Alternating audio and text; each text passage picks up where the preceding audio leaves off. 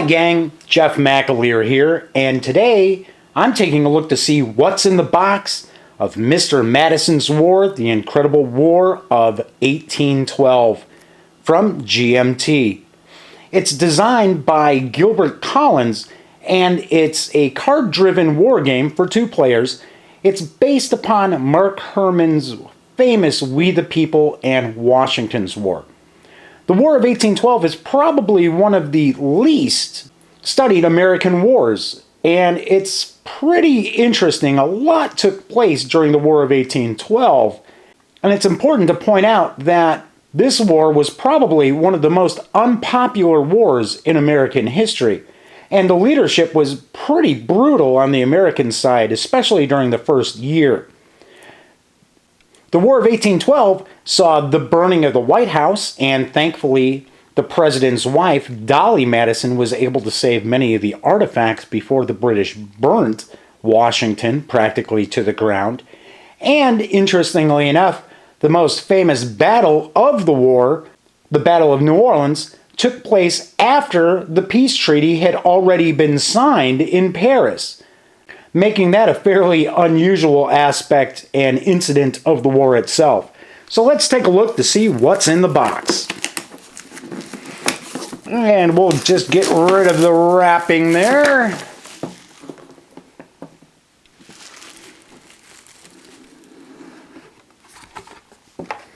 It's a fairly light box here. And of course there's the showing that it is hand-packed and everything is here, so get that out of the way. We've got the baggies that GMT likes to provide, so you've got plenty of baggies to put the counters in. Looks as if we've got a couple of decks of cards. We'll take a peek at those in a minute. Couple of dice. Got the rule book, which it looks like it's 22 pages in length. Let's take a quick flip through, showing the various different counters, different leaders, how to set up the game, and of course it appears that everything is put together in a traditional case point system of rules explanation. And just take a flip through.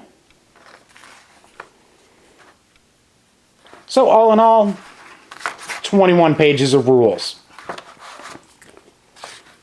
And we've got the counter sheets here. And we can see that it's showing the different American leaders, both naval and land forces, and the British. We've got naval units.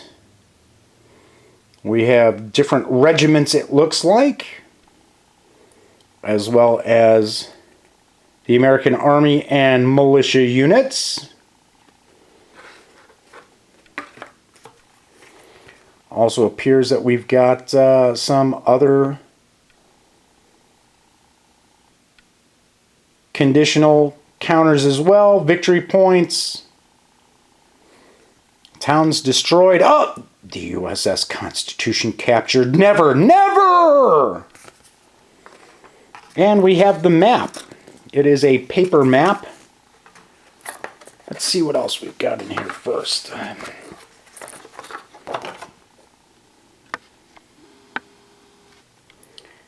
We've got a combat results table for land battles and naval combat. And it appears that the back is a reference card. And we've got 2 of those in the box. A British start positions sheet. And it looks like here's also indicating what reinforcements arrive in the spring and summer of 1813, and we've got 1814. The American start positions, and American reinforcements as well.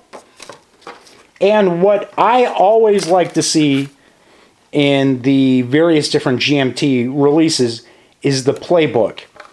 And the playbook will normally include scenarios, A detailed example of play notes as well, designer notes. And as we see, that's exactly what we're seeing here. It looks as if there are 3 scenarios, the entire war, an 1813-1814 scenario, and then an 1814 scenario. Examples of play.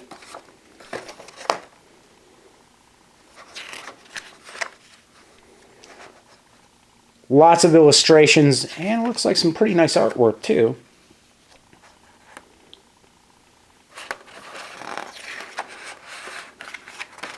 And player notes, which are always really interesting because they give players an idea of, okay, if you're taking on the role of the British, these are some of your advantages, these are your disadvantages. The Americans, the same, your advantages, your disadvantages, and usually include some historical overview as well. And then we have the designer notes. I always like the GMT playbooks, and it's normally very, very important for you to read through the playbook to be able to best not only play the game and understand the game, but to kind of get some of that historical flavor as well. And the playbook is 16 pages in length. Let's take a closer look at this map. And unfortunately, it is a paper map. I always love seeing mounted maps, but you know, you get what you can get. Those who have played Washington's War, this looks like a very, very similar setup. Let's flip it around. And of course, most of the action took place in the upper northern part of the country, as well as the southern part of Canada. And taking a quick look, I think this is kind of nice that they've done this. You can see the various locations.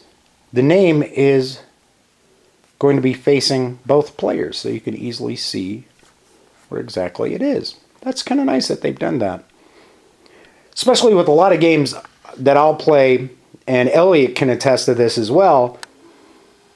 A lot of times part of the agreement when you're setting up and getting ready to play is which player is the board going to face. Because a lot of times playing the game, it's a little easier when the board faces you as opposed to trying to read it upside down. So as I can see here, this is the American side, and up here is the British side. I'll move that map out of the way. The heart of any card-driven game, of course, is going to be the decks of cards. So let's take a look to see what's inside these decks.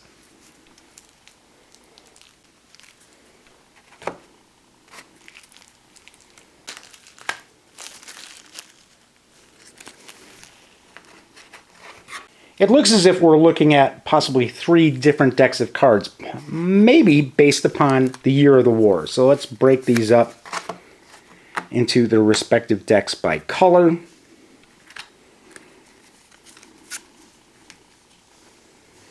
And take a look.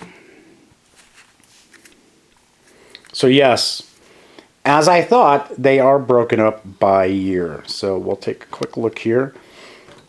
We can see here that this is the 1814 deck. It's an event, and it's got a little graphic here and then some flavor text. What you'll normally find in card-driven games from GMT, when you have these cards, you're going to have an option. You can either use the card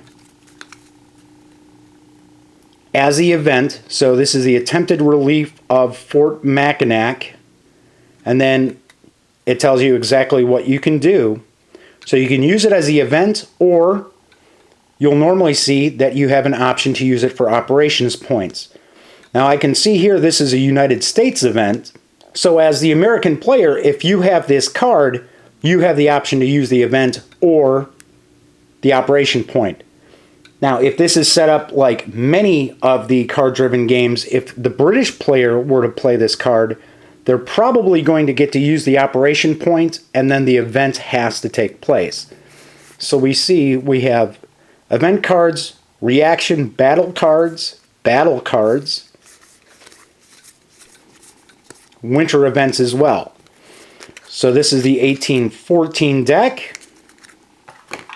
Let's take a guess. Is this going to be the 1812 because it's smaller? Yes, it is. It's the 1812.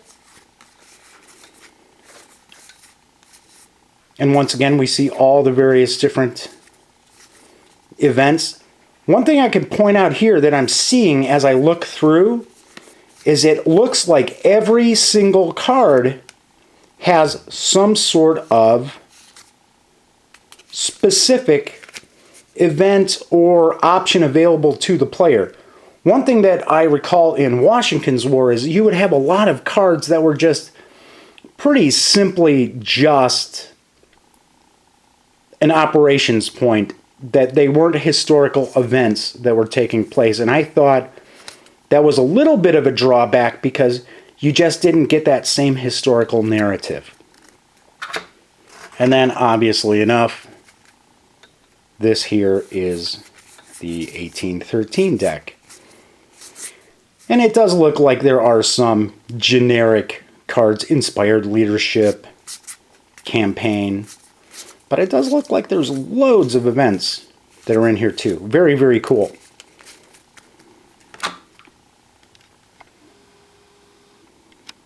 So there you have what's in the box for Mr. Madison's War from GMT. And stay tuned because I will have a detailed review of the game and we'll see just how it stacks up. Once again, thanks for joining me. And be sure to swing on over to thegaminggang.com for the latest news, reviews, and opinion in tabletop gaming and a whole slew of other topics of interest as well.